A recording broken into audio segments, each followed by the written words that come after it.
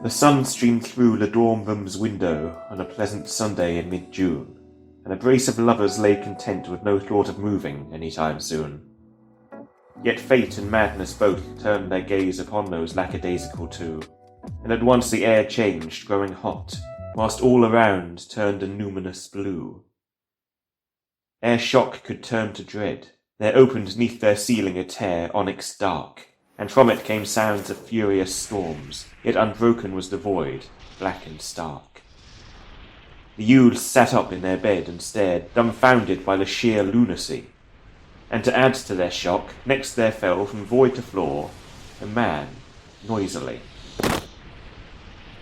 He was ancient and clad in red robes, a gnarled and weathered staff in one hand. He'd a score of wounds all about him. Long he lay still, where he'd come to land. At last the brace of young lovers stirred. Both of them were doctors in training, and at the sight of a wounded man their instincts set them both to aiding. Yet as soon as they had stirred from their bed, there came another sight from the tear.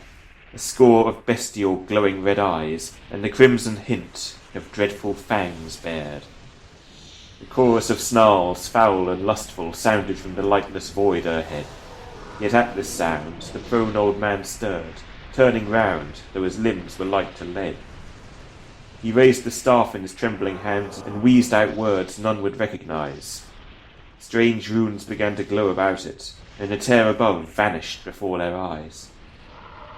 Yet ere it was gone, a darting limb like a massive spider's leg, moist and black, lunged to wrap around the closest ankle. But the tear was near gone. It soon drew back.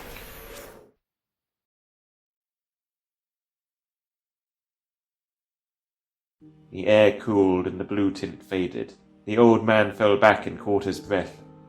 Wounds and exhaustion too much to bear, this adventure would soon bring his death. Looking at the two horrified faces, rife with shock and pale as spirits, he summoned his strength for one last spell. He'd brought this terror. He must mend it. He spoke the words which, in bygone days, his master had used to enter his mind, arcane lore and teachings so to share, and the snares of ignorance to bind. Thus he did for this pair of kindly youths, in moments teaching them his foreign speech, and his name and that of his order, the humblest of all that he did teach.